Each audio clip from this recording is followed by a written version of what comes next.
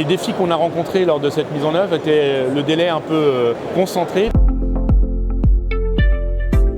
Les bénéfices concrets que l'on a observés depuis la mise en place du PACS sont la capacité à l'ensemble de nos établissements d'accéder au stock d'images, aux comptes rendus qui sont générés suite aux interprétations des radiologues.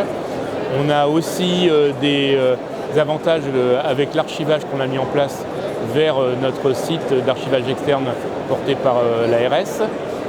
Et ça nous a permis aussi de mettre un portail patient qui est une solution qu'on avait avant mais qu'on avait perdue à une époque et qu'on a retrouvée. L'avantage que l'on a pu avoir sur l'interopérabilité entre nos sites font qu'on a une seule base unique et que nos patients sont reconstruits entre guillemets entre nos différents établissements. Chaque patient, même si c'est la même personne, a des numéros différents sur l'ensemble des sites. Dans le PACS, on retrouve la totalité des images sous une même identité, ce qui nous permet d'avoir un suivi complet de tous les examens qui ont été faits sur l'ensemble de nos sites et du coup, en cas d'hospitalisation, de compte rendu ou autre, de pouvoir accéder à tout l'historique, les antériorités autour du patient.